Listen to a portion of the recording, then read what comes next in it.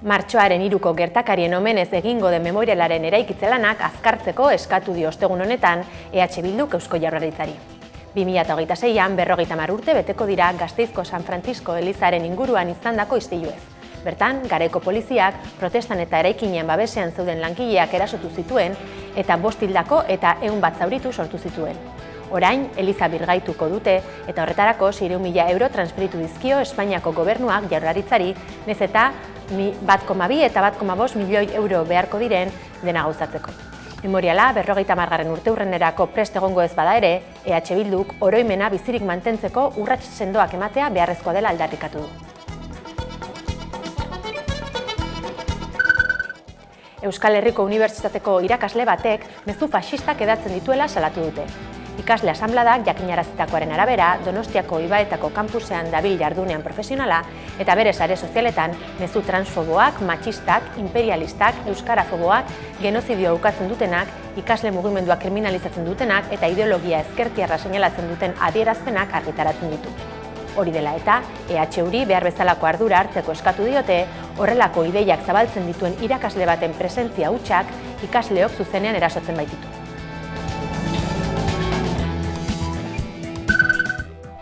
Gasteizko Legebiltzarra inguratu du ostegun honetan ELAK zerbitzu publikoen aldeko apustua aldarrikatzeko.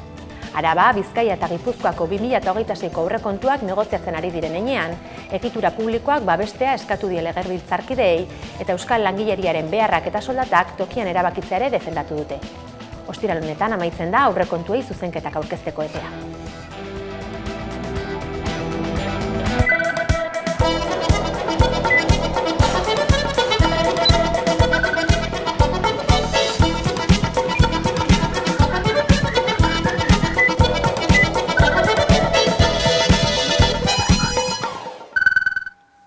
Gabon guztioi eta ongi etorri azaroaren 27ko albistegira.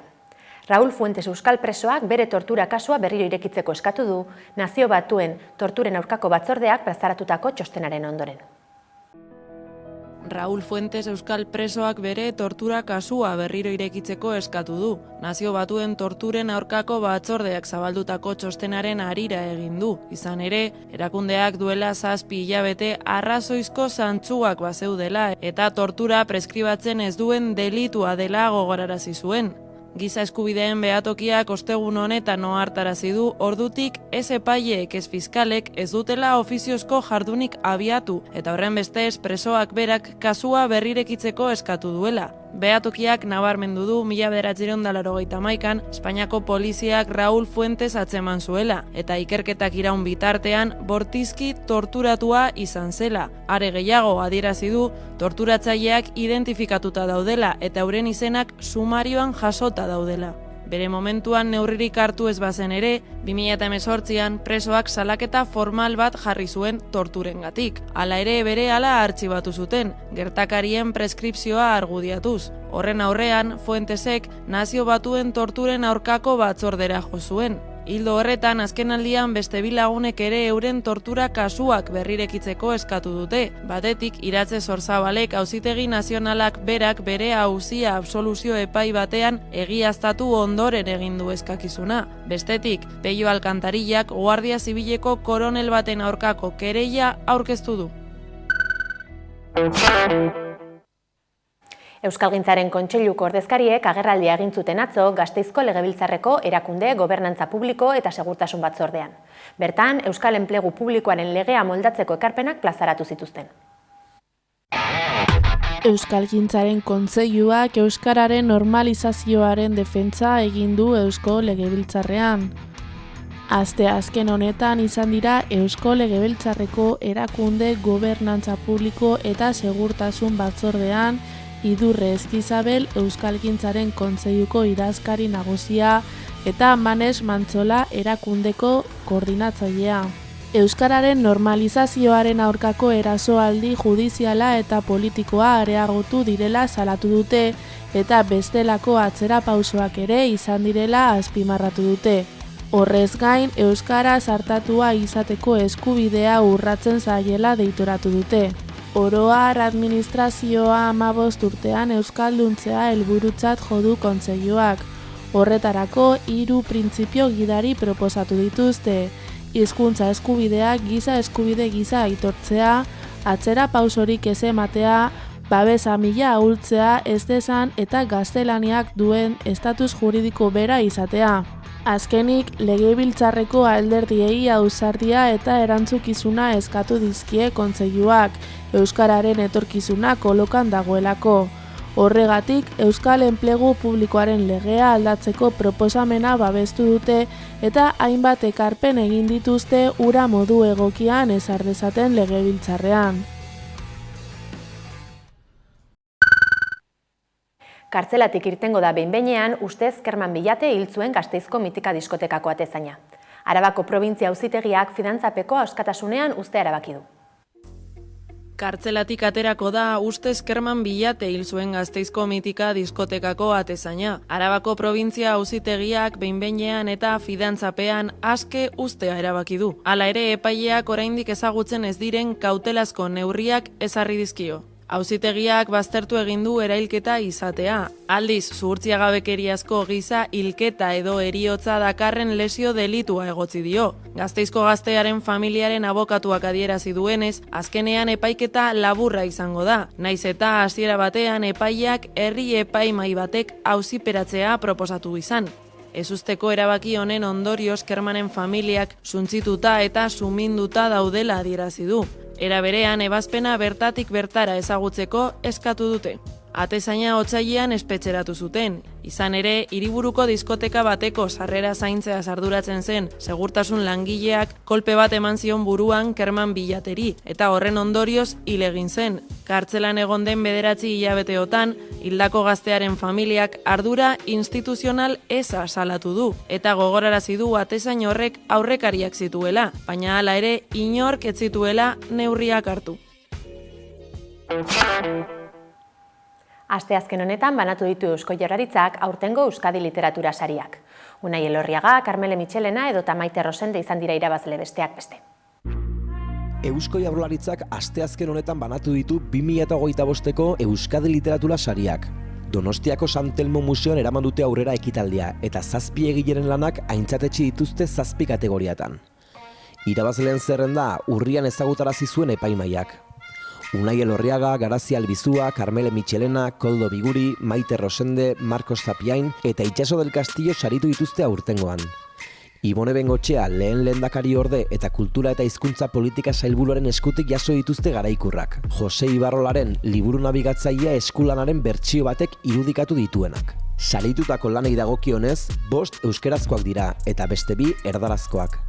Euskal hizkuntzan eginikoak dira Elorriagaren Francesco Pascualeren 5. arima, Michelenaren Aitona Floren, Rosenderen Traba, Biguriren Arturoren Uhartea, Ume baten oroitzak, eta Zapiainen Txillardegi hizkuntzalari. Albizuaren Termita eta del Castilloren Mujeres Furiosas, el monstruo femenino en el audiovisual del terror berriz, gaztelera zeratu dituzte. Irabazle guztiek beren eskerrona adierazi dute ekitaldian. Bestalde, Bengoetxea sailburuak euskal literatura aldarrikatu nahi izan du. Literatura aktibo bat da hizkuntzaren emisioa eta eraldaketa, azpimarratu du.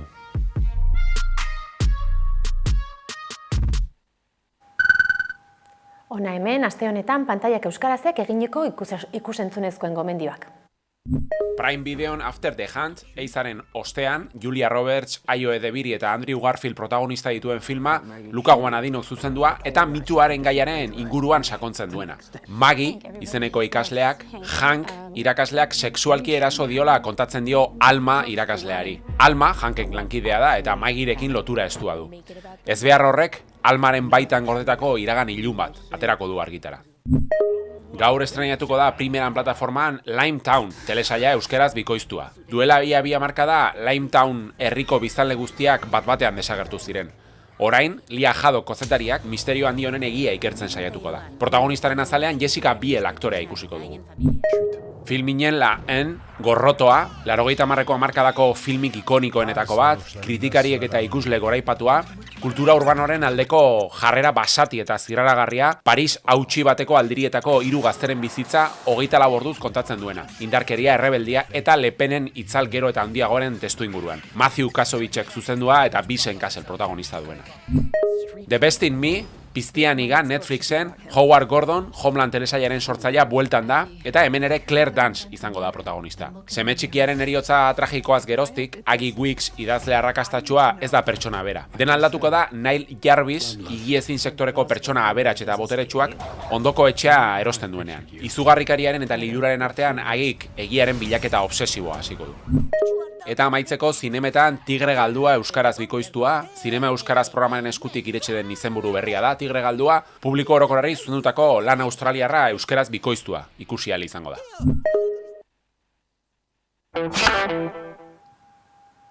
Gaurkoan, Ander Anakabe Guka taldeko kidea izan da Mekako platoan. Hauxe da, gure lankide Xabi Alori kontatu dionaren zati bat.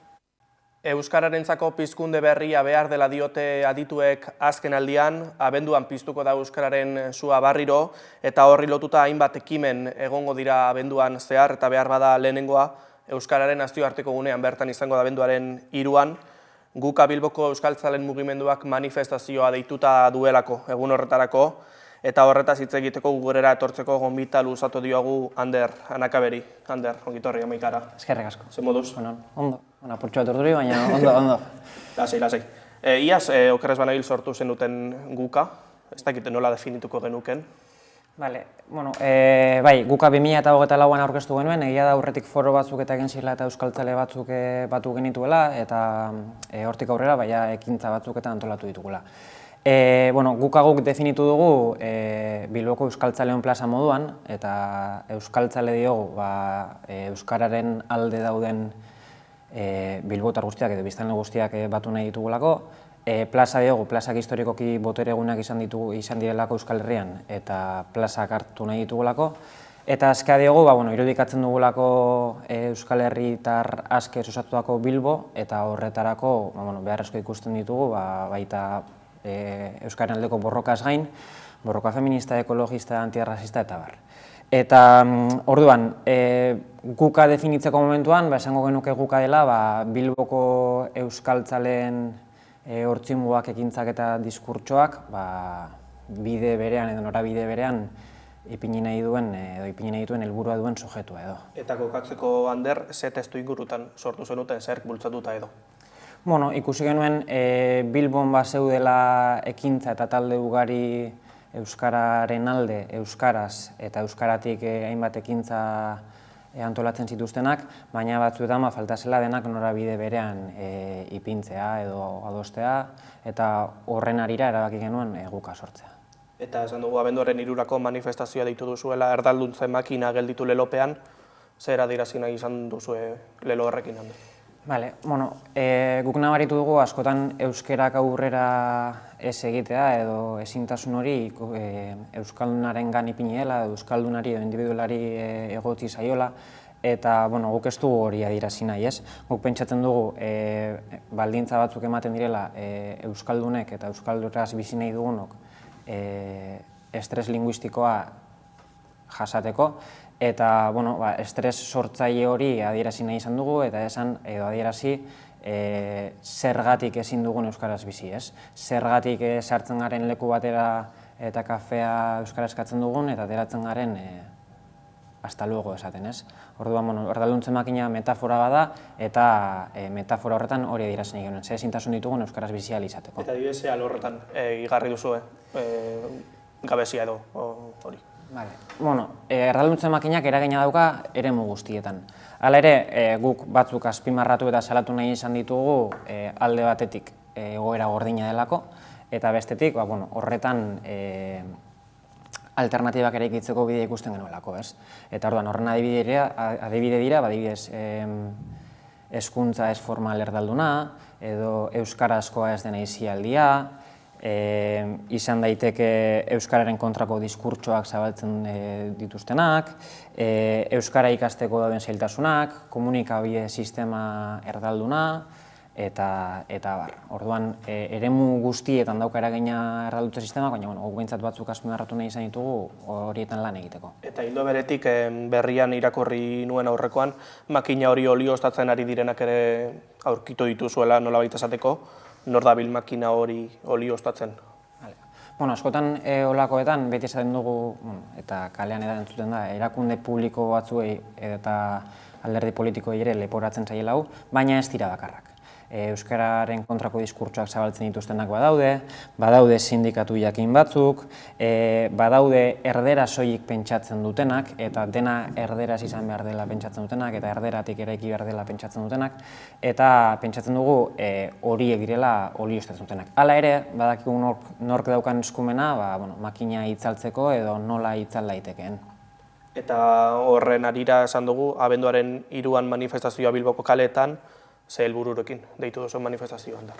Orain arte, Euskararen eguna beti izan da jai egun bat, ez jai lanera etorri behar zela, baina beti antolatu izan dira ekitaldi kulturalak edo lotu izan dugu, ez dakit, guraso elkarte batek antolatutako txokolatarekin, eta hori ondo dagoela iruditzen zaigu, baina borroka eguna ere izan behar da. Eta aldarrikatu behar dugu, ze ezintasun ditugun euskaraz bitzeko, ze egoeratan dagoen euskara, eta zer egin aldugun edo zer egin dezakegun, ez?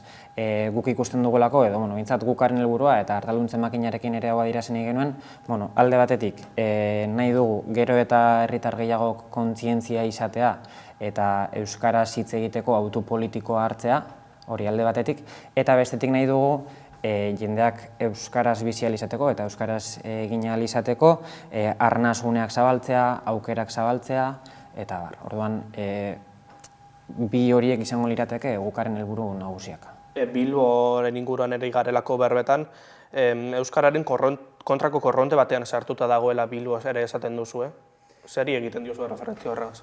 Ekintza bat egin genuen Bilboko metroan, eskailera mekanikoetan, eta uste dut hor oso ondo ulertzen dela, ez? Zelan gaztelan, erdaraz bizi direnak korrontearekin batera aurrera doazela eta ez duten ia aleginik egin behar, eta euskaraz bizi nahi dugunok zelan goazen korrontearen kontra, aleginean, askotan ezinean, eta askotan korronte horrek eraginda etxipena sortzen duela, estres linguistikoa dagoela hor, eta orduan batzuetan edo momentu batzuetan nekagarri izan daitekeela autu horri eustea. Baina horregatik diogu beharrezkoa dela ahalik eta arnasune eta espazio gehien eta aukera gehien sortzea eta kuantitatibok ere jendeak erabaki hori hartzea. Ez dakite diagnosiren bat edo egin duzuen Bilboren euskararen egoera Bilbon aztertzen duena, ez dakite zegoeratan dagoen Bilbo, zentzu horretan?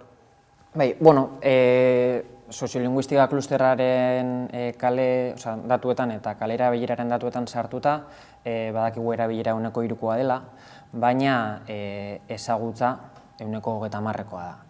Hala ere badakigu D-ereduak ere mesede egiten diola honi eta ezagutza gorantza joango dela, eta kontziente gara Bilbon ekintza asko egiten direla euskararen alde.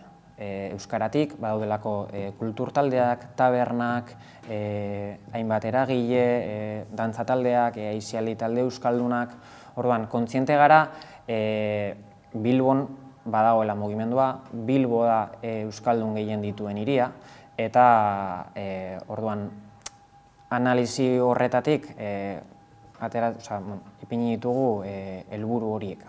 Eta badago arnasgune nahikorik. Azken aldian bere esaten da, krisian dagoela arnasgunearen zera hori, badago nahikorik Bilbon? Nahikoa ez, eta gustatuko litzaigu gehiago. Gainera, atzo izan genuen berri nahiko txar bat, Uriola eta Prest komunikabide itxi behar izango dute, eta horiekin batera bi arnasgune galdetzen ditugu. Bi arnasgune garrantzitsu, urteetan zehar lana euskaraz egin dutenak, urteetan zehar tokiko informazioa euskaraz eman digutenak, eta pena handiz hartu dugu galera hau. Orduan, abenduaren 3an ere, arnasgune hauen galera badakigu erdalduntzen makinak eragin duela, eta abenduaren 3an nahiko genuke hori eirazi. Erdalduntzen makina martxan dagoela, aktibatu dituela bere engranajeak, eta arnasguneak ere apurka-apurka zuntzitzeko edo asmoa duela. Ez askotan esan delako euskararen egoera dela kezkagarria, baina ez dakit nahikoa egin den egoera iraultzeko instituzioetatik eta. Nahikoa. Guk badakigu euskararen, eta askotan deno dakigu euskararen egoera zein den, eta nahi duguna da bakoitzak bere eremua heltzea, edo bere eremuari heltzea. Eta orduan, lan egitea etorkizuna euskaldunagoa, etorkizuna hobea izan dadin, helburuak ahalik eta amankomunak ipintzea, eta erantzungizun kolektiboarekin. Euskarak dena behar du, eta erakunde publikoak ere behar ditu.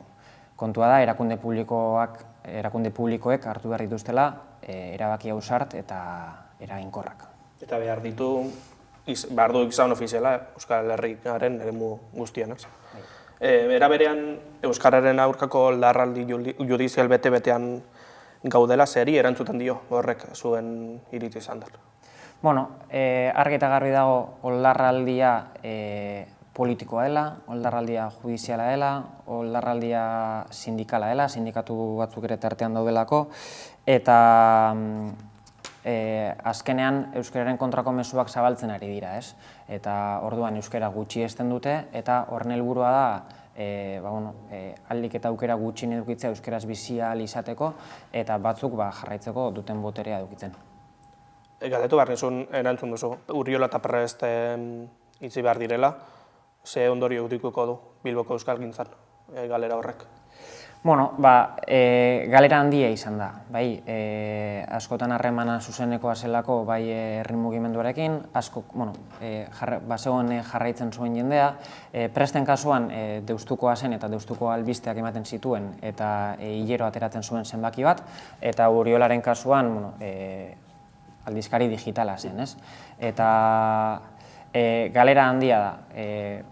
Gaur egun Bilbo mailan eta geratzen zaigun tokiko komunikabideetatik pasatu gara 3 edukitzetik bakarra edukitzera. Beste batzuk nazio mailakoak direlako, eta galera handia da, eta nik uste dut zer esan handia emango duela, jendea konturatu dela ze egoeratzen dauden, izan ere, eta itxeren arrazoia traba ekonomikoak izan dira.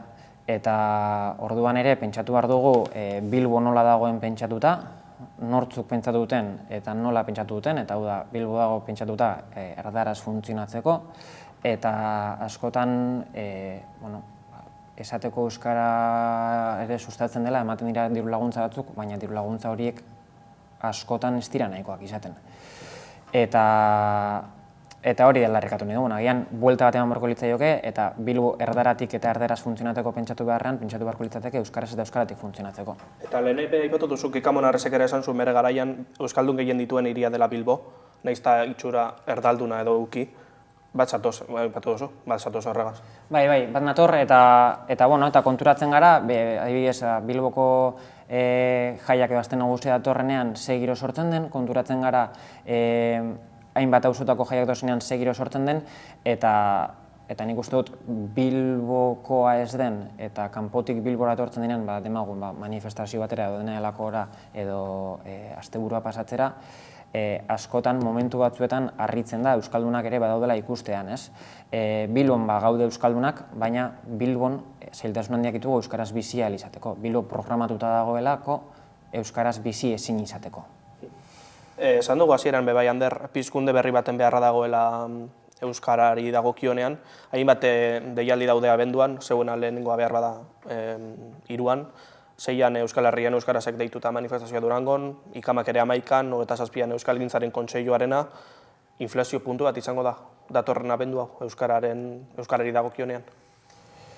Inflexio puntua ez dakit, baina honek esan nahi du jende asko dagoela kezkatuta euskararen inguruan, euskara erdigunean ipini nahi duen jendea badagoela, eta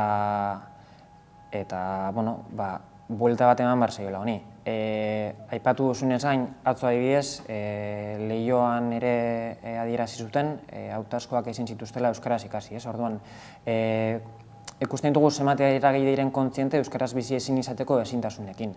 Eta orduan guk egin behar duguna da, momentu batean erantzukizuna dutenei edo ardura dutenei, edo arduradunei kasu honetan, exigitu gauzak beste batera egin daitezen, ez? Ikusten ditugulako bai alde batetik zeintzuk diren erabaki judizialak, ikusten dugu askotan erakundeek erabaki hartzen dituzten, eta horrek gero eragin zuzena du euskaldunongan.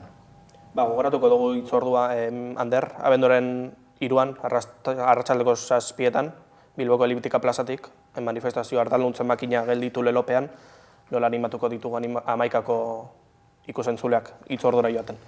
Zer esango denieke? Nik esango nieke, batu behar garela Bilboko, eta Bilbo inguruko euskaltzale guztiok, euskararen alde gaudenok, euskararen alde lan egiten dugunok, agian, naiz eta euskaraz hitz egiteko zailtasunak eduki, euskararen alde gaudenok ere bai, eta erdalduntze makina eraitsi behar dugula, ez? Eta denok batera egin ezean, ez dugula erdalduntze makina eraitsiko. Eta horretarako, nahi gustatuko litzai guke ahalik eta jende gehien etortzea, bakoitzari tresna, erraminta lanabes bat ematea, eta horrela ea lortzen dugun erdalduntze makina eraistea edo botatzea. Hausnarketa horrekin geratuko gara, Ander, eskerrik asko Amaikaren gonbitan hartzarren eta gurera tortzarren, Amaikaren gonbitan onartu eta gurera tortzarren. Eskerrik asko, eta beste bat arte. Gaurkoan izena taldearen emaidazu abestiarekin amaituko dugu albistegia. Gogoratu Amaikaren webgunea eta sare sozialak eskuragarri dituzuela informazioa zabaldu nahi izanez gero. Mila esker zuen arretagatik, ondo izan eta bihar arte.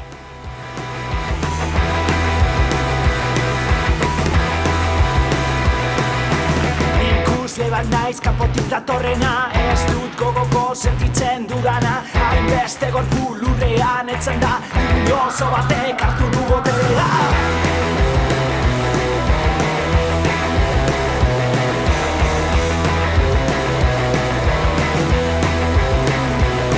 Emaitazu jaten duzuna, emaitazu edaten ari zarena, gaur ez naiz errege, ez darriko biztanle.